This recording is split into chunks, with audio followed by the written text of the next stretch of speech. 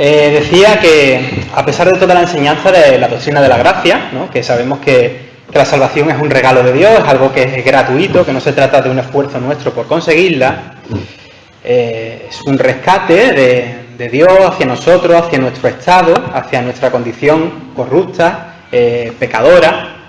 Aún así, cuando tenemos esto que está muy bien aprendido, es muy fácil caer en el ambiente de nuestras iglesias en lo que es la lógica del intercambio. Yo hago tal cosa para Dios y entonces pues Dios me da algo a cambio, ¿no? Yo esta semana me comporto mejor y así obtengo cierta bendición de Dios. O si yo esta semana he pecado un poquillo más de la cuenta, pues entonces ya no cuento con el favor de Dios y entonces puede ser que no tenga su beneficio o, ya según quién, hasta piense que pierde su gracia, ¿no? Esta es la lógica del intercambio. Como si el favor de Dios se comprase, ¿no?, a nuestro antojo o en función de lo que yo haga por él. No sé si esta actitud a lo mejor os suena. Yo la he visto muchas veces, en muchas ocasiones. Y básicamente digo que lo he visto mucho porque es lo que se piensa prácticamente en muchas iglesias, ¿no?, independientemente de la denominación. No porque esto sea una cosa que las doctrinas lo enseñen así, la doctrina de alguna iglesia, sino porque es algo popular en el pensamiento de los creyentes. Incluso, es verdad que se puede incluso encontrar cierto respaldo en el antiguo pensamiento retributivo que tenían los hebreos, ¿no? Y entonces pues encontrar a lo mejor algún pasaje del Antiguo Testamento que parezca justificar esta forma de pensar. Pero no es así. Aunque es verdad que también sabemos que si hacemos lo malo o hacemos ciertas cosas malas, puede traer consecuencias, ¿no? Todo el mundo sabe qué pasa si tú te drogas, ¿no? Pues eso tiene unas consecuencias, ¿no? Pero eso es otro tema, eso es otra cuestión. Digo que no es así esto de la lógica del intercambio, porque Dios está a favor nuestro por puro don. Se autoentrega, ¿no? Se autoentrega, hemos dicho antes, de manera gratuita, desinteresada. No se trata de canjear puntos con Dios. Y algunas veces, cuando el ambiente en las iglesias se mastica, de esto que he estado hablando antes, pues puede resultar un poquito asfixiante, ¿no? Este tipo de religión del soborno, o de chantaje hacia Dios, ¿no? Incluso, pues, uno puede fardar y mira cómo hago yo las cosas para Dios, que mira Dios cómo me bendice. Y mira que tú no. Y luego nacen los cuchicheos, ¿no? Cuando alguien peca, o yo soy más santo que fulanito, mira menganito qué pecados tiene. Lo que decía Jesús, ¿no?, de mirar la paja en el ojo ajeno, ¿no? El Dios de la Biblia, el que la Biblia nos da a conocer, el que conocemos mediante Cristo, es muy distinto de lo que se piensa en esto cuando pensamos de esta manera, ¿no? El Dios de la Biblia es cierto que exige compromiso, eso es una verdad como la copa de un pino, lo exige de verdad, pero los pactos que Dios hace con el hombre, con el ser humano, son pactos de gracia, son pactos en los que Dios cumple su parte, pero es que Dios cumple la parte que le toca al hombre. Lo podríamos hacer estudios bíblicos sobre este tema, porque hay una cantidad de ejemplos en el Antiguo Testamento sobre este asunto que la verdad merece la pena estudiarlo. Que Dios cumple su parte del pacto, pero es que también cumple la parte humana. Dios se entrega siempre por amor, sin otros intereses. Y nosotros respondemos, y este es el quid de la cuestión, a esa entrega con gratitud y con un estilo de vida nuevo en la fe. El estilo de vida de los que saben, o que se saben a sí mismos, que son hijos de Dios, que han asumido por adelantado una nueva existencia, una nueva naturaleza. Y este estilo de vida se traduce desde el Espíritu Santo en acciones concretas en nuestro día a día. El cristiano y la cristiana, esto, como dice el eslogan que tanto se dice en las iglesias, son personas que marcan la diferencia por su forma de actuar. Y en este caminar de la vida, el Paráclito, el Espíritu, es quien nos da orientación ante las situaciones de la vida, ¿no? Nos advierte de pecado, nos encamina en ciertas situaciones hacia la justicia, nos ayuda a discernir la verdad, que no es lo mismo que saberse la verdad, ¿verdad? O tener en posesión, o creerse en posesión absoluta de la verdad. Eso ya sería otro tema. Lo que hace el Espíritu es otra cosa, ¿no? El texto de hoy, vamos a seguir Efesios 4, la porción del 25 a Efesios 5.2, que es lo que el leccionario nos sugiere. Pues este texto es de orientación ética en nuestro caminar creyente. Aunque hemos dicho que el Espíritu Santo es nuestra guía en el caminar de la vida y en los dilemas que se nos presentan, las Escrituras, las Sagradas Escrituras, también son una piedra de toque para muchas de estas cuestiones. Las Escrituras nos presentan una manera de percibir el mundo muy distinto al de las formas habituales que hay en el mundo, ¿no? Y por eso nos llevan a replantearnos cómo debemos vivir, ya que nosotros no somos seres aislados, ¿verdad? Vivimos en sociedad y además el Evangelio nos invita a vivir en comunidad, ¿no? Entonces, pues, las Escrituras nos llevan a replantearnos cómo vivir en comunidad. No solamente a tener una relación con Dios, que es verdad, pero también una relación con nuestro prójimo. Entonces, lo que es la ética bíblica está relacionada con eso, con la convivencia, con el vivir para otros, con el vivir buscando el bien común y el enriquecimiento mutuo o la bendición a los demás. Si los cristianos hemos iniciado aquí en la tierra lo que será la nueva sociedad del reino de Dios, esas conductas de gracia, de afecto, de perdón, creo que venía el versículo 32, o alguna más por si queréis ojearlo, pues esas cosas deben de notarse. Ahora bien, hay que darse cuenta de una cosa, que Dios nos invita, nos llama, no a cumplir unas normas, como si fuésemos soldados obedientes que ni razonan, simplemente obedecen, ¿no? Como caen tantos cristianos que son muy literalistas, ¿no? Sino que lo que hace Dios es que nos invita a formar parte de una familia. ¿Qué familia? La familia de los que saben que son hijos de un mismo Padre, ¿no? Ese Padre celestial. Dios en Jesús viene a relacionarse con nosotros y eso implica luego pues que todas las dimensiones de nuestra existencia tomen un nuevo cauce, un nuevo rumbo y por tanto nuestro modo de comportarnos pues se ve luego en acciones muy concretas, ¿no? Son las acciones que nos distinguen como hijos, que nos desmarcan, digamos, de las malas acciones que lleva la sociedad. Y entonces en el texto que tenemos esta semana, que forma parte de un texto más largo que también va en sintonía con esto mismo, pues se nos enumeran una serie de conductas éticas que deben evidenciar esa manera de vivir, como un contraste con la naturaleza habitual que también está en nosotros, que habita en nosotros todavía, que es esa condición humana que nos tira hacia lo malo, no hacia el pecado. Eso. Entonces, pues eso, este texto nos orienta con unas pautas éticas que van en ese sentido. Si ahora somos una nueva criatura, los hijos que han nacido de Dios, como decía Juan, como prediqué hace 2 semanas, pues tenemos que deshacernos pues, de esas viejas actitudes, de esas viejas conductas y renovarnos. Se trata de comenzar aquí ahora, en el presente, en el mundo en el que vivimos, pues hacer lo que vamos a llegar a ser en ese futuro ya escatológico del nuevo reino. Si nos damos cuenta, estas conductas a las que nos alienta el texto, lo que pretenden es que seamos imitadores de Dios, siguiendo el ejemplo de Cristo. Como luego se nos dice claramente en el capítulo 5, los versículos 1 y 2, que es como una conclusión, ¿no? Ahí se nos dice claramente que se trata de eso, simplemente de que seamos consecuentes, que imitemos el modelo de Cristo.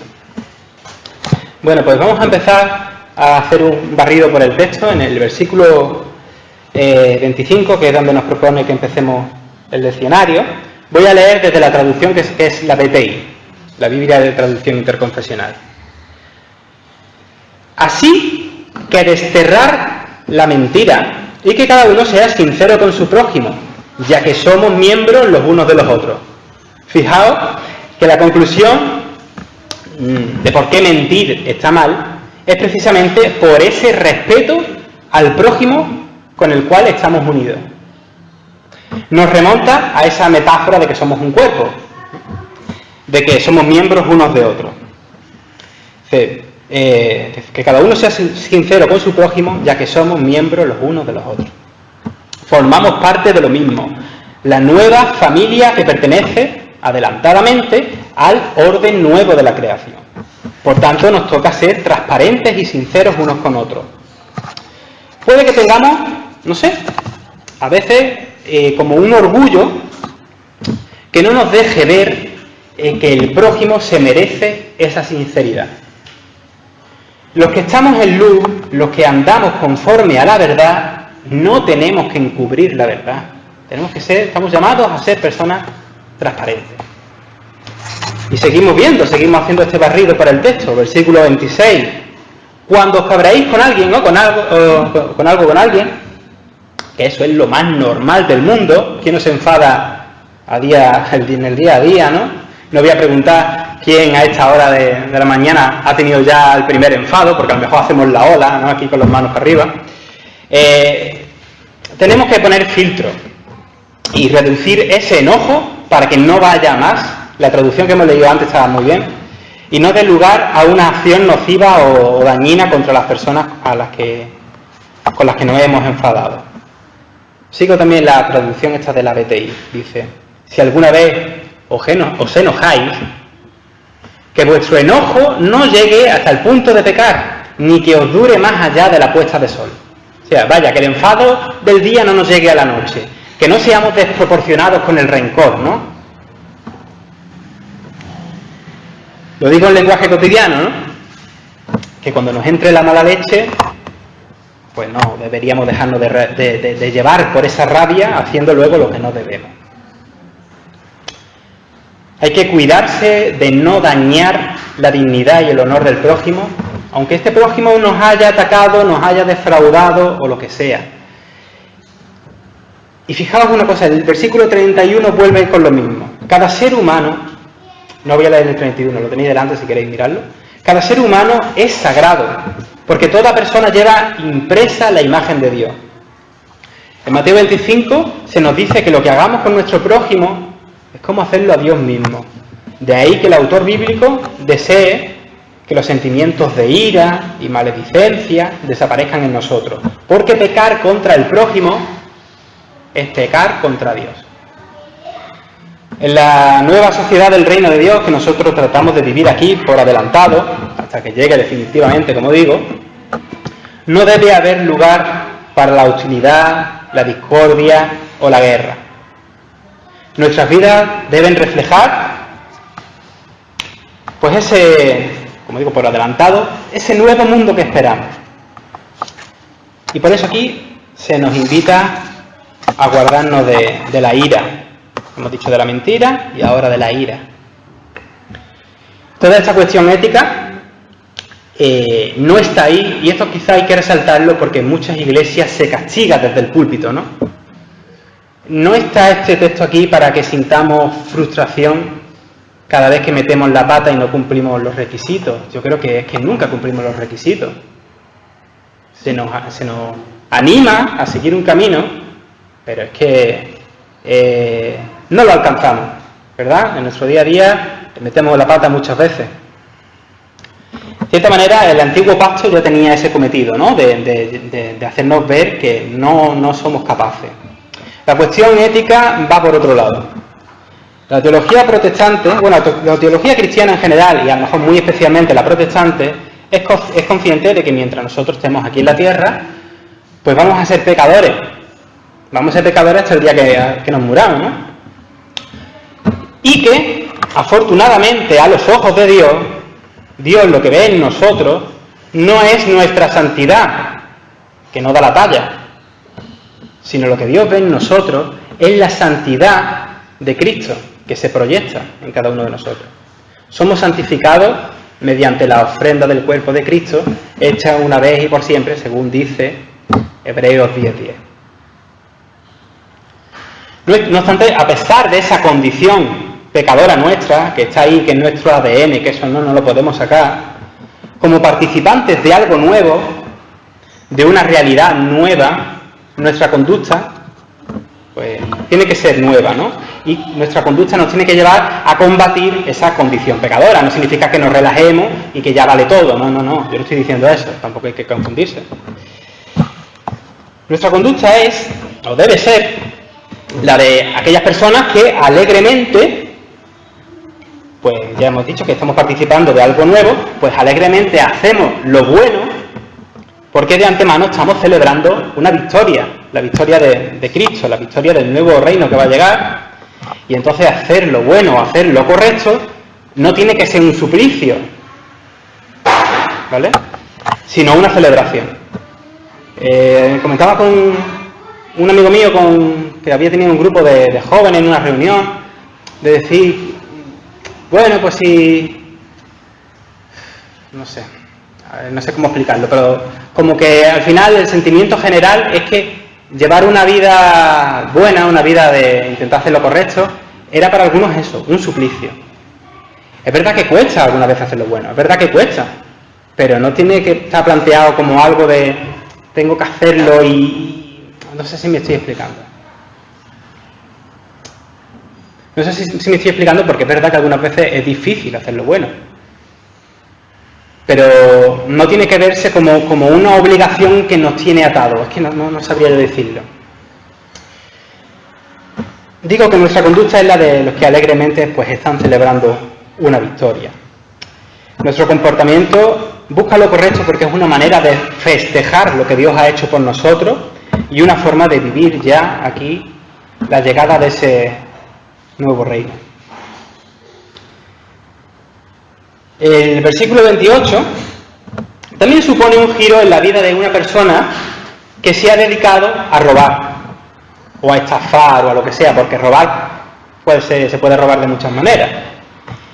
Ahora sigo el texto de la Dios habla hoy, dice: el que robaba deje de robar y póngase a trabajar realizando un buen trabajo con sus manos para que tenga algo que compartir con los necesitados. Fijaos en la conclusión. No es solo trabajar para uno mismo, es trabajar para los demás. Sencillamente porque servir al prójimo, ayudar al necesitado, es servir a Dios. Ahí tenemos de nuevo otra vez lo que he dicho de Mateo 25:40.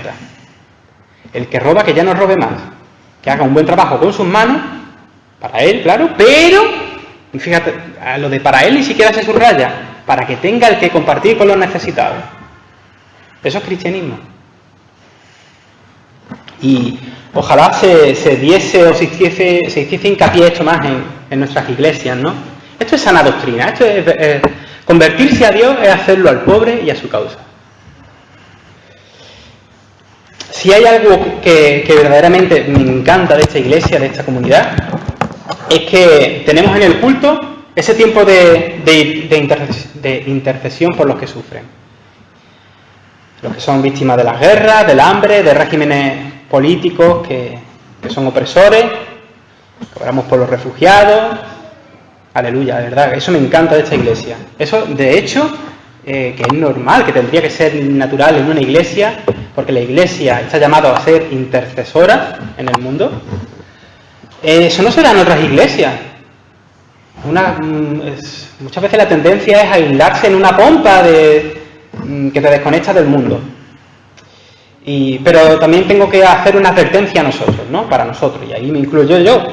Y es, como decía el lema de los monjes benedictinos, el ora y labora. Está muy bien que sigamos orando y hay que hacerlo domingo tras domingo, interceder por los que sufren. Pero tenemos unas manos, ¿verdad? Tenemos un tiempo, tenemos lo que sea, algo para gestionar en favor de otros. Está muy bien orar, pero lo que podamos hacer, hagámoslo. En definitiva, como en Filipenses 1:27, de lo que se trata es de que vivamos a la altura de la buena noticia del Mesías, dejándonos gobernar por el Espíritu que está en nosotros, y eso no es un legalismo robótico. Ahí eso es lo de no contristar al Espíritu. El Espíritu nos pincha y nos dice por dónde tenemos que caminar. Mediante la obra de Dios hemos sido regenerados. No que seamos perfectos todavía, pero ahora tenemos la naturaleza de ser hijos de Dios.